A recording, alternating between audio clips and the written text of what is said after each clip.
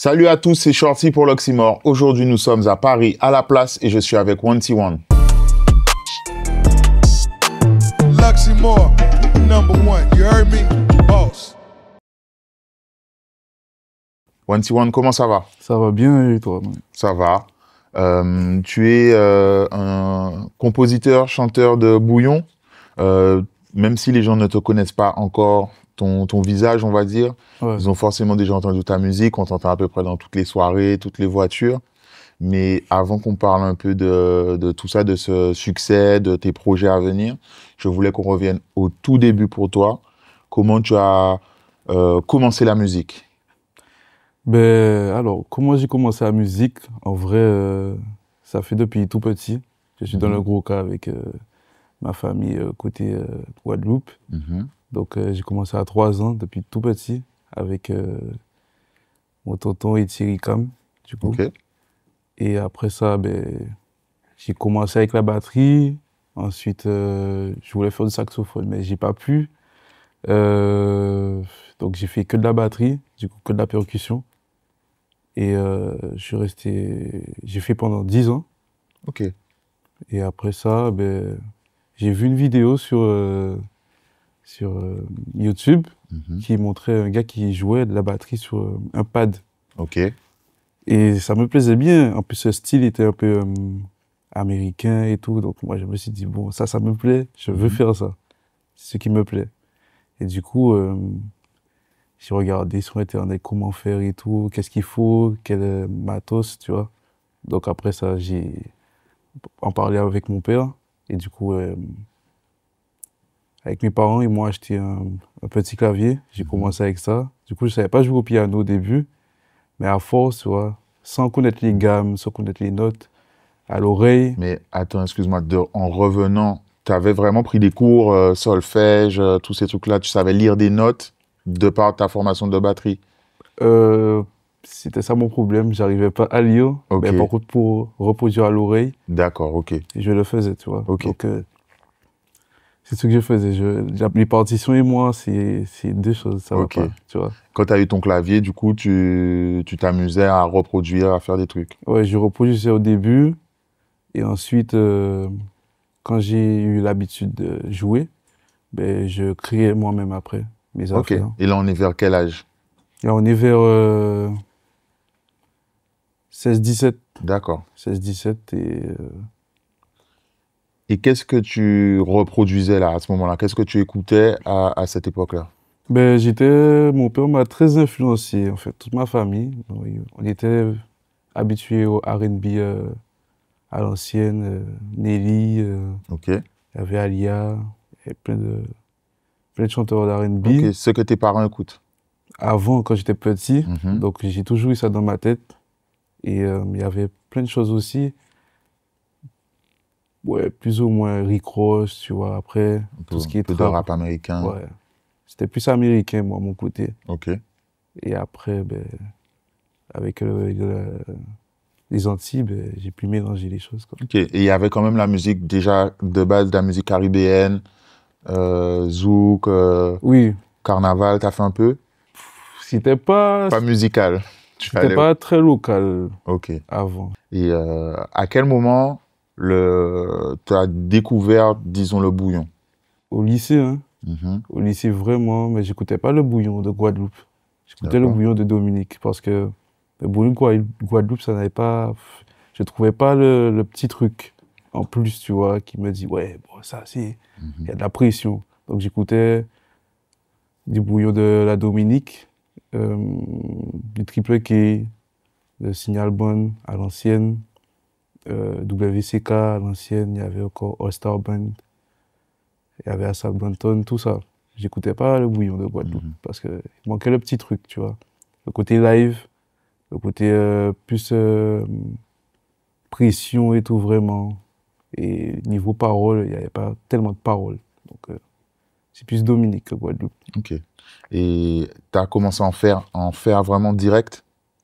Non, au début, je faisais pas de bouillon directement. Quand j'ai commencé les instrus, je faisais plutôt de la dancehall, la trap, vite fait de la drill, et je faisais souvent du rap en mode, à l'ancienne, Mhm. américain et tout, ce style-là, ça. Je faisais aussi, j'ai essayé le zouk aussi et le compas. Et tu as eu le temps de placer à ce moment-là, faire des artistes posés dessus? Oui, un moment, j'ai eu, à quel âge? 18 ans, je crois. Ouais. Et le premier artiste que j'ai passé, c'est Naïsi. Ok. Ouais, j'étais content parce que c'était un artiste local que j'écoutais vraiment avec mon grand frère. Ouais, j'étais content. C'est un son qu'il a clippé, tout ça, ou c'est Non, un c'était de ses projets? ouais, dans ses projets et tout. Ça s'appelle Quazad, mais big up à lui en tout cas, hein. Ouais, le son est bon. Du coup, le bouillon, alors à quel moment tu te lances pour composer, tout simplement? C'est à partir de quand je suis sorti du lycée Mhm. que j'ai commencé vraiment à en fait, faire mon bouillon à moi. Donc j'ai commencé à travailler vraiment la batterie, ce qui est le plus important. Et je perfectionnais à chaque fois, je cherchais, j'allais prendre par-ci, par-là, des sons de caisse claire, des sons de kick, tout. Et ensuite, je suis parti en France pour des études, justement, à la SAE Institut. Et à ce moment-là, Des études d'ingé son, de production musicale, production musicale. ouais, entier. C'était pas long, mais c'était production musicale, Ok. touché à tout. Et du coup, c'est à ce moment-là, ça, j'ai perfectionné le bouillon. Et voilà. Ok. Moi, je vous ai connu, vous étiez un peu en collectif avec plusieurs artistes et tout ça. Comment ça s'est structuré autour de toi? Comment vous travaillez autour de cette nouvelle génération, on peut dire ça, d'artistes bouillons? Alors, mon but vraiment dans ce projet-là, ça, en mode vraiment avoir des nouveaux artistes bouillons, c'était en mode, je produis un premier. De base, je voulais pas produire Théoma, mais comme c'était mon gars, il était tout le temps avec moi. Ok. Donc, il a lâché un truc, j'ai accepté, tu vois, j'ai pris quoi, c'était bien. Et ensuite, je voulais vraiment produire des artistes bouillons pour faire un groupe. Mhm. Et je suis allé chercher à Sainte-Rose Nice, je suis allé chercher Titian B et Softy, il était déjà là, Aknos, il m'avait déjà check. Il y avait Lucky qui était déjà là. Il y avait qui encore? Et LGC, ils m'ont check et tout. Je savais que LGC, ils avaient déjà une bonne pression, j'aimais bien leurs vibes. Et après ça s'est fait Ok. naturellement. Mais c'était quand même ton impulsion, c'est toi qui voulais avoir un collectif. Ouais. Pourquoi? Ouais. Qu'est-ce que tu avais envie de faire avec ça, du coup? Mais je voulais montrer aussi que, avec tous les problèmes de la Guadeloupe, tous les problèmes de musique, en fait, qu'on peut faire un truc quand même ensemble, même si on est de différentes villes. On peut vraiment faire un truc ensemble. Grâce à la musique, tu vois, on peut vraiment rester ensemble, vraiment. Est-ce que aussi, dès le début, toi-même, tu as chanté aussi sur les sons? Oui, oui, au début, j'ai chanté en deux spéciaux Wow Wow. De base, dans la production même du son, je chantais. Et ensuite, Théoma venait. Ok. Mais j'ai dit, je préfère pas chanter Théoma, il a déjà le truc, vaut mieux garder ça au début. Bon, je connaissais pas trop vraiment le monde de la musique, enfin, Côté prestation, quoi. ouais, tout ça. Donc, je me suis dit, bon, vaut mieux les laisser le son comme ça et tout. Et après ça, ben, j'ai commencé à rechanter vraiment sur No Sex Over Money. Et tu es le seul compositeur du collectif, c'est-à-dire que c'est toi qui, du coup, fournissais toutes les prods. Oui, je faisais toutes les prods de A à Z. Quoi qu'on me donnait des petites idées, je prenais, tu vois, je regarde si ça passe ou pas. Et je faisais les prods tout seul. Et du coup, en termes de productivité, ça représente quoi? Est-ce que tu fais une prod tous les jours? Est-ce que tu restes 5 jours sur une même prod? Comment ça fonctionne vraiment la création quand toi, tu crées les prods? Moi, je produis pas tout le temps. Ça pour moi, c'est une règle. Je peux pas être productif tous les jours parce que après, les idées, j'ai pas tout le temps la bonne esprit. Moi, je préfère avoir la bonne esprit pour produire. On va dire 4 prods par mois, hein. Vraiment. D'accord, ok, c'est pas tant que ça, au C'est final. pas tant que ça. J'aurais imaginé plus. Avant, il y avait beaucoup. Ok. Avant, je faisais peut-être tous les jours. Mais quand je suis vraiment rentré dans le monde de la musique, vraiment, ben, ça, j'ai réduit parce que les inspi, elles sont pas Ok, tout le temps bonnes, donc je vais pas forcer un truc alors que je sais que c'est pas bon. ok.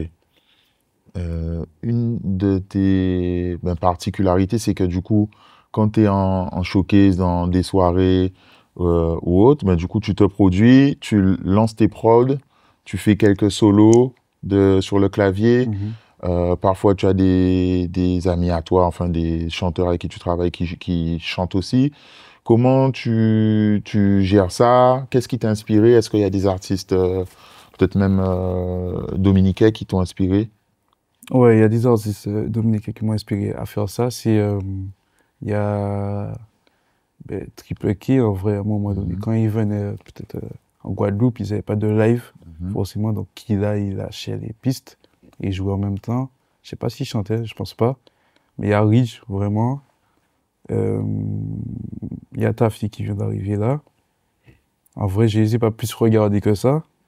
Mais ils m'ont inspiré quand même beaucoup, Mhm. beaucoup, beaucoup. Et c'est très dur de faire ça sur scène.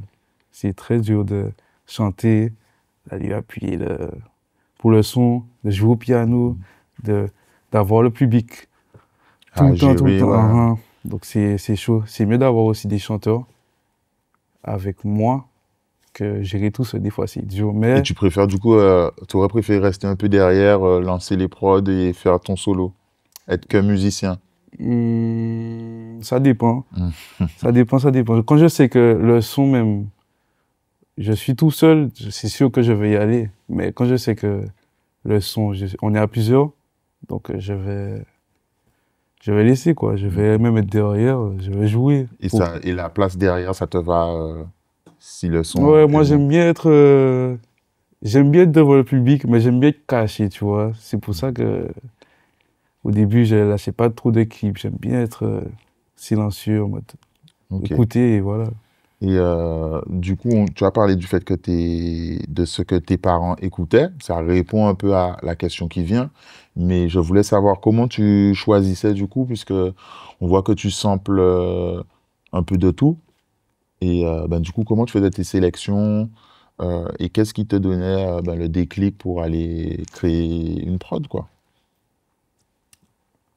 Ben, des fois, j'entendais des sons, mon papa, quand il mixait le dimanche, tu vois. Je récupérais les sons. Mixait ton papa? Il mixe, mon papa. Il C'est un DJ. DJ? Ouais. Ok. Et quand j'entendais les sons, j'allais prendre mon téléphone. Je prends une photo, je récupère, je vais dans ma chambre, je fais un truc vite fait. J'essayais des trucs au début. Et au fil du temps, ben, partout j'entendais des trucs. Même j'étais à... Où ça? C'est quel parc encore? Parc Astérix. Mhm. J'entendais des guitares et tout. Tu vois, les guitares de Astérix, tu vois. Mhm. On m'a dit, ouais, c'est une dinguerie, ça. On me regarde en mode, mais tu fais n'importe quoi. Je suis en train de prendre mon téléphone, j'enregistre. Et hop, c'est parti, hein. C'est Ok. comme ça que je fais, hein. Et c'est quoi, tu recherches la petite boucle parfaite, tu sens que ça va bien rebondir ou ça dépend vraiment, ça peut être l'instrument qui t'inspire ou la note, tu vois ce que je veux dire? Qu'est-ce qui fait que pour toi, il y aura ce petit côté et que ça va sonner en bouillon? Moi, je sais pas trop. Moi, je sais pas trop. Ça dépend de... Ouais, comme tu dis, hein, je vais chercher le petit truc. Les gens vont se dire, ah, ok, ça, ok, non, c'est Mhm. bon et tout. Ok, là, le son est bon, tu vois. Mais en vrai de vrai, des fois, ça m'inspire. Les instruments, j'essaie de reprendre et faire une autre mélodie avec. Mais le plus souvent, je prends les samples. Je prends pas tout, je transforme à ma sauce. Et ensuite, je mets à ma Tu sauce. habilles autour. Ouais, j'habille tout avec du bouillon. Et franchement, hein, je prends pas tous les samples du monde entier. Je sais qu'il y a des sons qui sont bons à remixer, mais quand je sens que c'est trop, on va dire, Facile. facile et trop connu, Mhm. en mode non, je prends pas. Je Ok. prends pas, je prends pas. Et du coup, alors, hein, tu nous as dit que ton père était DJ, que déjà ils écoutaient autour de toi du R&B et tout ça. Comment ça a été accueilli? Parce que peut-être que toi, tu n'as pas connu cette période-là, mais il y a un moment où le bouillon avait une mauvaise réputation, ils disaient de pas jouer ça à la radio, etc. Comment toi, du coup, tes parents, quand ils t'ont vu aller vers ça, Comment ils ont pris ça? Est-ce qu'ils auraient pas préféré que tu fasses du zouk ou même du rap, mais plus traditionnel, quoi? Alors, mon père, il a pris, tu vois, il a dit, bon, c'est de la musique et tout. S'il se lance dans ça, peut-être qu'il va faire autre chose après, tu vois.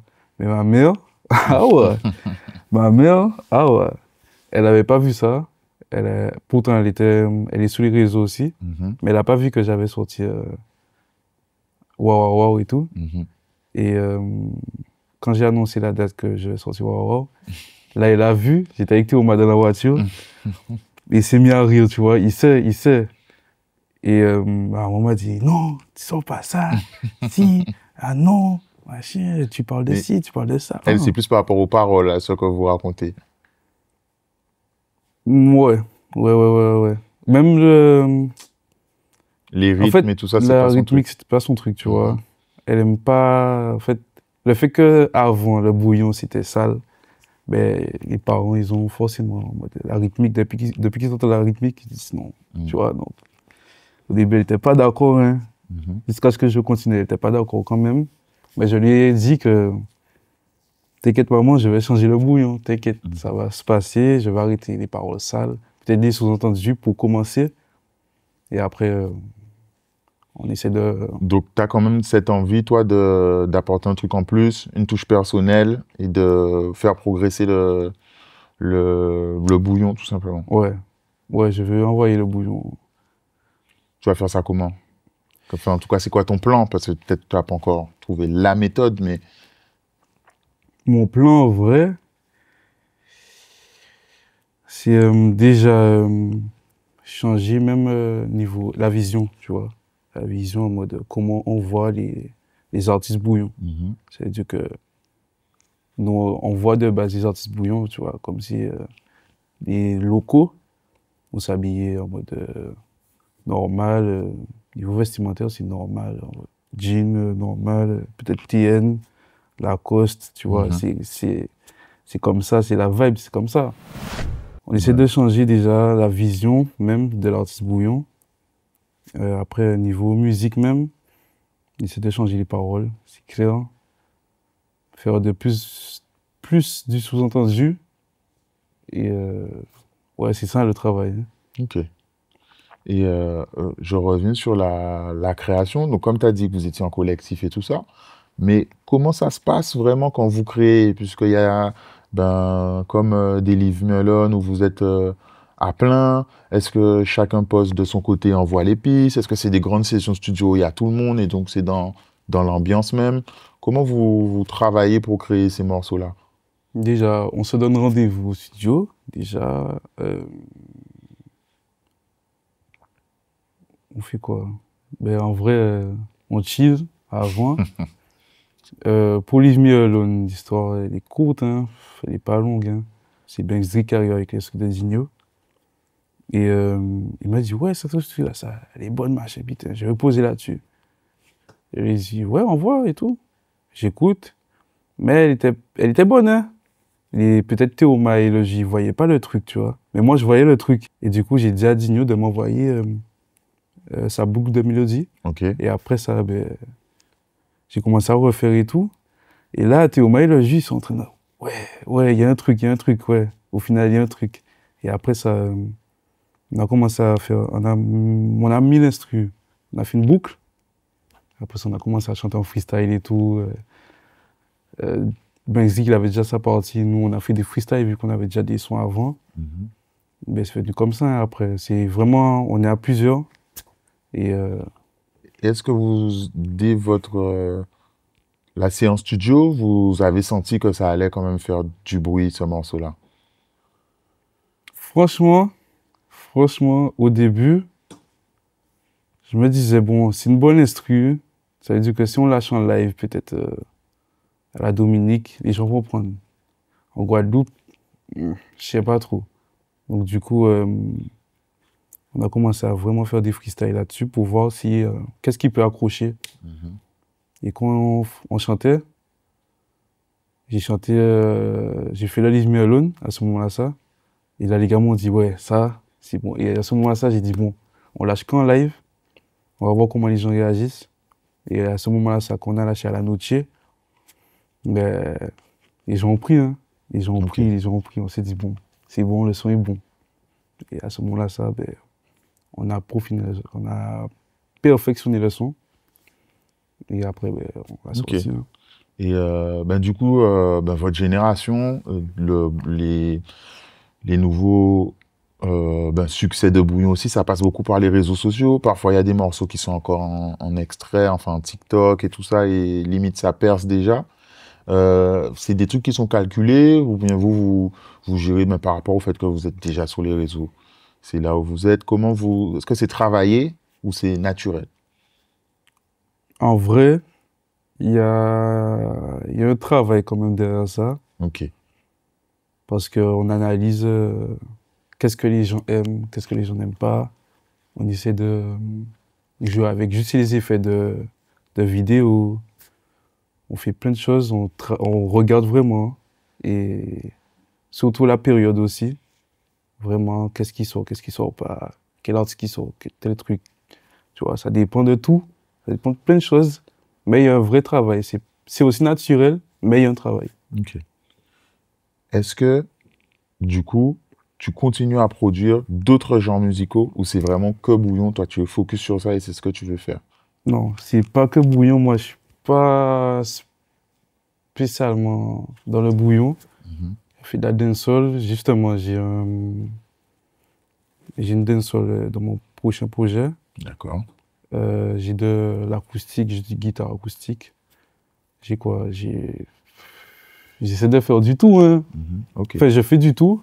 Et j'essaie de produire. Je cherche des artistes vraiment qui veulent vraiment être dans la musique pour les produire, que ce soit trap, drill, dancehall, même compas, je cherche quoi. Ok. Ben, du coup, tu as commencé à en parler. Au moment où on parle, tu es en train de finaliser un projet à venir. Ouais, Ben, est-ce que tu peux nous en parler? Donc, tu as commencé. Donc, du coup, tu as envie de réaliser une compilation avec des artistes qui posent sur des prods à toi de tout type. oui. Donc ça veut dire que dans ce projet, en gros, il y a plusieurs styles déjà de bouillon. Et aussi, il y a d'autres styles, à part le bouillon. Il y a la dancehall, comme j'ai dit tout à l'heure là. Et ouais, j'essaie de... Ce projet-là, ça, je le travaille, je le profile. Je veux que les gens voient que le bouillon a un autre step, tu vois. Passe un autre step avec déjà les paroles, comme j'ai dit, le sample, le style même aussi du bouillon. Parce qu'il y a du bouillon reggae, bouillon, on va dire un peu sonorité africaine. Il y a du bouillon de Guadeloupe, Dominique. Et ouais, j'essaye en fait. J'essaye. Et est-ce que, tu sais, maintenant, les compositeurs, ben, il y a beaucoup de gens qui font des prods à plusieurs, c'est des collabs, un tel fait la boucle, un tel fait tel instrument. Est-ce que toi, c'est vraiment du coup un projet solo en termes de composition, Non. où tu collabores? Oula. Non, je collabore, je suis avec Digno, du coup, sur Boué et Best Friend. Je suis avec lui et le reste, c'est moi. C'est Ok. complètement moi. Donc, quand tu parles par exemple de prod guitare, tu joues aussi à la guitare. Non, je joue pas à la guitare. Tu as composé digitalement, quoi. Ouais, j'ai composé Ok. digitalement. J'aurais aimé jouer à la guitare, du coup. Mais je compose digitalement pour l'instant. Tout ce qui est piano, guitare, saxo, tout. Ok. On est sur un projet de combien de titres, si c'est déjà finalisé? 3 bouillons, un warm-up. D'accord. Est-ce que tu peux déjà parler du coup des artistes que tu as invités? Ah oui, donc du coup, j'ai invité Young Cheng, Théoma, Le Jus. Il y a peut-être Nina, on va voir. Je sais pas. On est en train de finaliser. Ok. Donc, c'est les artistes avec qui je suis, de base même, pour Ok. l'instant. Tu nous as parlé de ton aspect rassembleur en termes de création avec les artistes, de rassembler pour créer, de faire les prods, etc. Mais aujourd'hui, d'un point de vue de la production pure, comment tu travailles? C'est quoi ton équipe? Et comment tu vas sortir ce projet-là? Ben là, je travaille avec mon équipe, c'est les B-Boys. Ils m'apportent déjà, c'est un plus pour moi, comme ça je suis soulagé des charges que j'avais avant quand j'étais tout seul. Et je trouve que le travail est plus propre, niveau déjà clip, niveau vestimentairement parlant. Les habits, c'est un plus. Et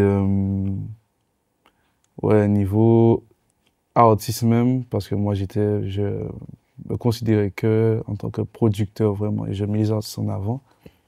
Mais eux, ils me mettent en avant parce qu'ils voient que ils me mettent aussi dans la case artiste. Ça veut dire que c'est un plus pour moi, c'est vraiment un plus pour moi, c'est bien. Tu as dit qu'il te déchargeait de choses qui te forçaient, clairement. Tu parles de quoi? De paperasse, de déclaration? Qu'est-ce qui t'embêtait? Ouais, déjà ça. Il y avait les paperasses. Il y a aussi, en termes de distribution de son, aussi, vu que c'est moi qui faisais. Les covers. Ok, tu faisais vraiment tout toi-même? Ouais, avant, je faisais avec les artistes avec qui j'étais. Du coup, on donnait nos idées et tout, et il y a peut-être un artiste qui faisait et tout. Donc. Après, je validais, tu vois. Et tu maîtrisais, quand tu étais seul, tu maîtrisais déjà les aspects de SACEM, de droit, de tout ça, ou tu apprenais un peu sur le tas et tu as finalisé, tu as compris là? Non, quand j'avais déjà fait mon école de musique, je connaissais mes droits. C'est vrai que tu étais à SAE. Ouais. Ok. Je connaissais mes droits, je savais qu'est-ce qu'il fallait faire. Donc en vrai, j'avais pas de problème avec ça. C'est juste qu'il fallait le faire. Donc, ouais. Et du coup, comment tes parents ont vu ça? Est-ce que tes parents eux-mêmes n'ont pas déjà des connaissances? Est-ce que ton père n'a pas voulu te produire? Ah oui, donc ouais. Ma mère avait des connaissances déjà. Elle connaissait déjà aussi la case artiste. Donc, elle m'a mis en contact directement avec Maïté, ouais, du coup. Et du coup, j'ai commencé avec elle, avec Aurora directement. J'ai pas perdu du temps. Et mon père, il connaissait Peyton, DJ Peyton.